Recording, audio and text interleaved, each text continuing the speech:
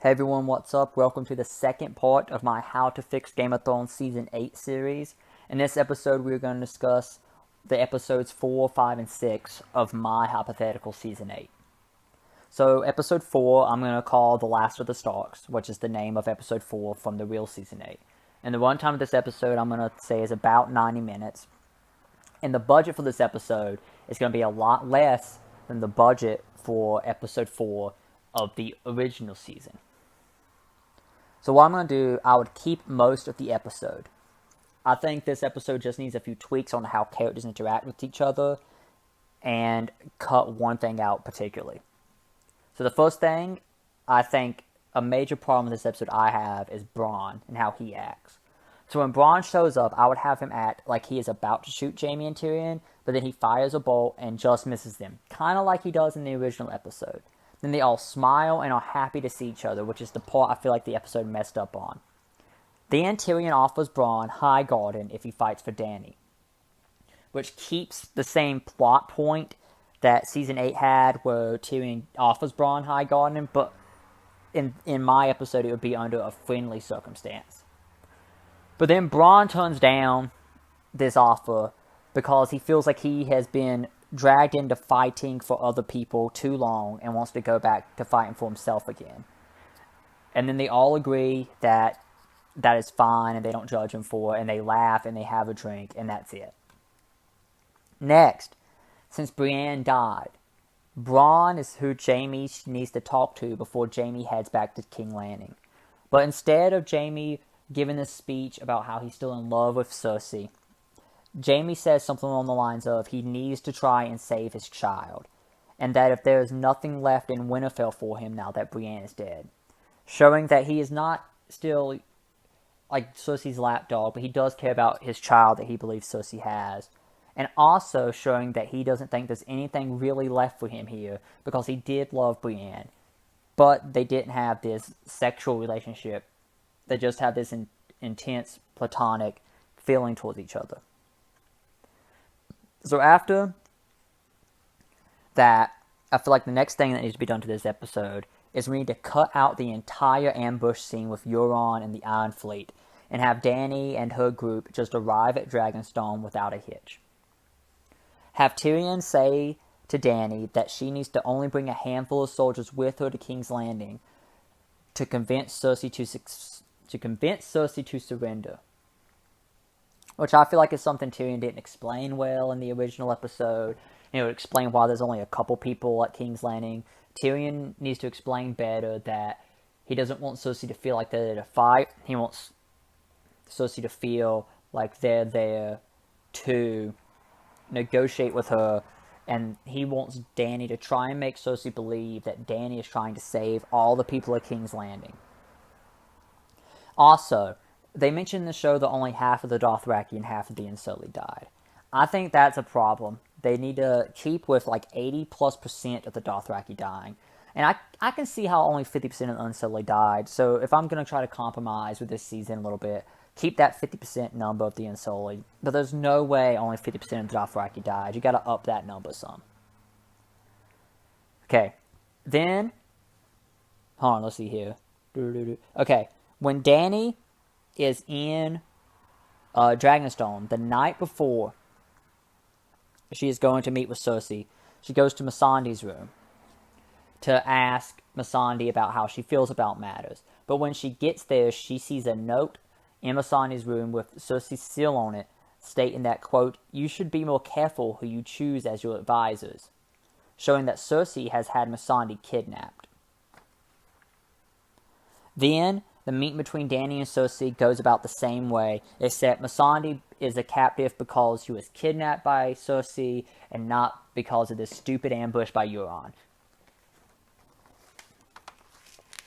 With the cut of the ambush scene and the addition of the extra talking scenes, I feel like this episode's runtime is going to be about the same as episode 4 was, so it should be still about 90 minutes. And I think that cutting the entire ambush scene is going to save a lot of money.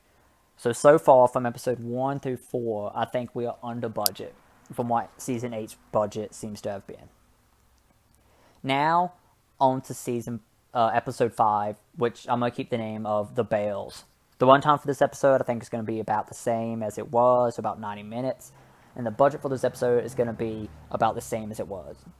So I want to keep most of this episode and just have a few extra additions and alterations. So at the beginning of this episode, Tyrion needs to plead for Varys' life, but Dany believes Varys is the one that gave Missandei to Cersei and burns him for it. I hate the fact that Tyrion, snitches on Varys and gives him up. I'd hate that. So let's have Dany burn Varys because she thinks he is the one that gave Missandei over to Cersei.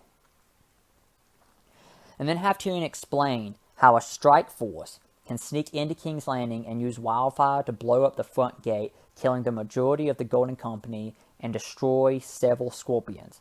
And then make that happen. Kind of like how it was in Season 7 where Tyrion was given the strategy, and then have the Unsullied do it while Tyrion's tailing it. I like that. I think that will work fine.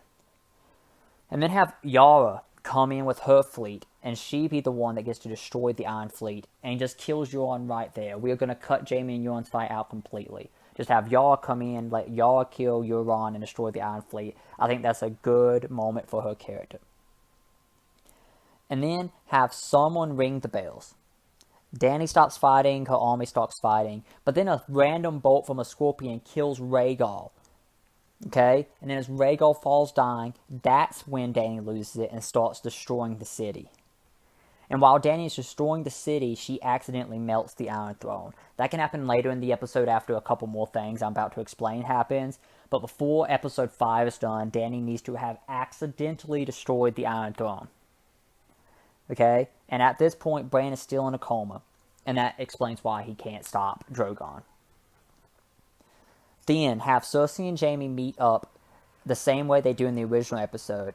And then have the falling happen while rubble is falling around them. So Jaime says, quote, something like this. Okay, I'm not the best writer, but this is something, we could workshop, I guess, if we were pitching this episode. But here's what I think. Jaime should say something like, quote, come with me, and together we can raise our child somewhere far away from all this madness. And then Cersei can say, quote, you are really the stupidest Lannister. There is no child. And then Jaime can be like, what? But I... And then Cersei can say, now come with me, and we can ignite the wildfire under the city and destroy this Dragon Queen. And then Jaime can say, but that would kill everyone, and Cersei can be like, so what? Am I your queen or not? And then Jaime can hug her and say, you will always be my queen, and then stab her the way that Jon stabs Dany in the original episode 6. And then both Jaime and Cersei's body can get crushed by the rubble. I think that is a great ending for Jaime and Cersei. Jaime needs to kill Cersei. That needed to happen. And I think the moment that Jon and Dany have together isn't earned.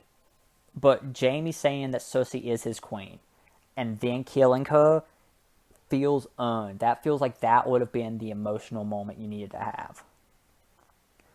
Okay? So the runtime of this episode is going to be about 80 to 90 minutes, the same as the original runtime. I'm not adding anything to the episode. I'm just changing the way things happen. And I think the budget of this episode should not be drastically affected since all the same things happen. And actually having some of the things be done by non-CGI dragons should lower the cost a bit. And here we are, on to the final episode of my reworked Season 8, titled The Iron Throne. I think it's a cool title. It's a fine title. The runtime, I'm going to up it. I'm going to add enough stuff. I'm going to think this is going to be about 2 hours. This is going to be the episode that is a movie-length episode. And the budget, I'm going to take the budget we saved from cutting that ambush out, and I'm going to put all that budget into this episode. So that means the whole season's budget, I think, should be averaged after we spend what we took from episode 4 on this episode. But you'll see. So everything can be the same in the episode up to when Jon goes to the throne room to confront Dany. I think here, Drogon needs to be in the throne room with Dany. And then have Grey Worm see Jon enter the throne room, and Grey Worm gets like a dozen Unsullied and tells him we have to go follow Jon because I feel like he's about to do something. And then Jon and Dany can talk, and then they can start getting into a heated argument about how Dany's lost her mind and she's killing kids and stuff. Then have Jon draw his sword, and then he draws it and be like, this is my only choice, I have no other choice. And then Dany can look at Drogon and be like, Dracarys. But then Jon can walk through it because he is Aegon Targaryen. Because in the real show, that doesn't matter, apparently. That's a big thing they reveal and never, like, give it back. Never, like, go back to it. So have Jon be able to walk through Drogon's fire. And then he just cuts Dany down. But as soon as he cuts Dany down, Grey Worm walks in. And then Drogon picks up Dany's corpse and can fly off like he does in the normal show. And then have Grey Worm and Jon square off. And Jon can kill Grey Worm here. But then get stabbed through the thigh by the Unsullied, much like Ned was in Season 1 when he's fighting Jaime, you know, in that circle of the, I think the Lannister soldiers, they might be gold cloaks. But, you know how Ned gets stabbed through the thigh with the spear? Have that happen to Jon after he kills Grey Worm. And then have Jon be taken prisoner. And then let's cut to a black screen for a bit, and then show Sansa, Arya, Bran, Sam, and the rest of the important lords and ladies of Westeros gather outside King's Landing with all of their armies. And let's have them demand the release of Jon and Tyrion, but the newly appointed leader of the Unsullied, whoever he is, I don't care, he can be an unnamed person, all he has to do is refuse. And then have the armies of Westeros rush King's Landing. And then for budgeting purposes, we can cut as soon as they charge. So we don't have to waste a bunch of money on this fight. And then once we cut, we're going to go to Jon's cell. Jon and Tyrion's cell. And here's how I see this scene playing out. Jon can be like, why do you think they haven't killed us yet? Because it makes no sense that the Unsullied and the Dothraki didn't kill him. Then have Tyrion be like, despite us being traitors, we are now nothing more than a wounded man and a dwarf. We aren't a threat to them. And I also believe they think that by having us as prisoners, they can avoid another war. But in reality, a war will inevitably come no matter what they do. And then you can hear footsteps approaching their cell door, and Jon can be like, or perhaps that's them coming to execute us now. And Tyrion says something like, if so, it has been an honor to know you, bastard. And then Jon can be like, and you too, imp. And then the door opens, and it's an Unsullied soldier. And then he walks to the cell, but then removes its face to reveal that it's Arya.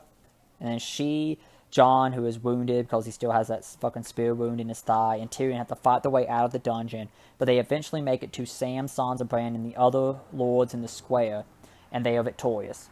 They have beaten the Unsullied and Dothraki. And then cut to the council chambers some short time in the future, so a couple days, everything's calmed down. Tyrion and Jon have a time to shave and like get cleaned up a bit, but a couple days in the council chambers, and then we have that scene where Tyrion's trying to convince the people to elect a king. And this can play out exactly the same, except they elect Jon instead of Bran. And then once Jon is made king, he does the following 6 things. The first thing he does is he pardons the remaining Dothraki and Unsullied and allows them a boat so they can go back to Essos. This is what Jon would do. Even though they took him prisoner and they burned King's Landing, he would probably let the Dothraki and the Unsullied go back to Essos because they weren't the ones making the decision at the time.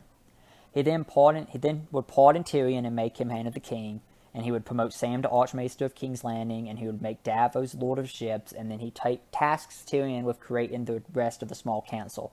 So the small council will be made up pretty much the same as how it is in the end of Season 8 anyways. Then point 4, he would break the 7 kingdoms into city-states that could be run by their own kings and queens more autonomously than before, and has the king of Westeros act as more of a ruler of King's Landing and the surrounding lands, and as a solver of issues between the kingdoms.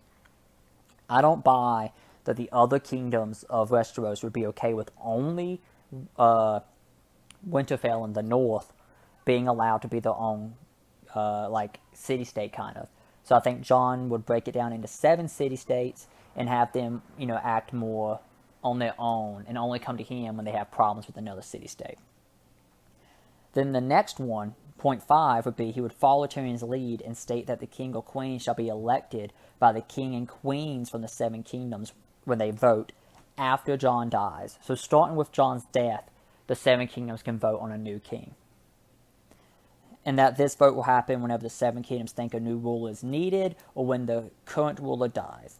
And then the final point is Jon would make Bran his Lord Regent to rule over Westeros, since Bran is all-seeing. I think it makes sense Bran can be the ruler, Lord Regent, not king, I guess, but we can call him king if Jon wants to step down completely.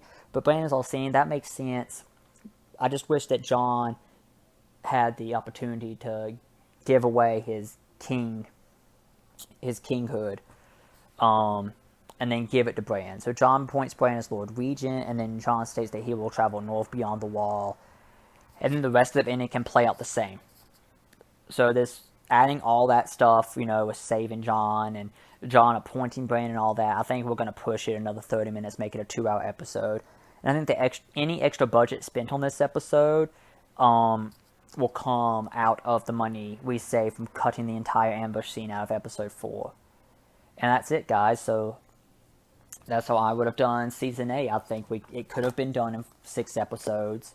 I feel like they just had people do things for the wrong reason. They didn't give much thought into why these people would do these things, even if the things they do I'm okay with. I'm not okay with why or how they went about having the characters do them. So that's how I would have changed season 8. If you like this video, please like, subscribe, comment, share. Be sure to check out other videos on my YouTube. If these 2 videos do well, I'll probably make another how-to fix, maybe about The Last Jedi or any other movie or TV show I think could have been fixed with just a few minor changes. Because that's what I guess I want this series to be, this How to Fix series. Is a series not where I'm going in and rewriting like huge chunks of things, but where I'm going in and saying, yes, within the same parameters that the writers set, or the showrunners, or the network set, within those same parameters, if I feel like it could have been done correctly within those parameters, then I think that's when I would do a How to Fix episode. So if you like this series, be sure to support the channel. I'll see you guys on the next video, and thank you all for watching.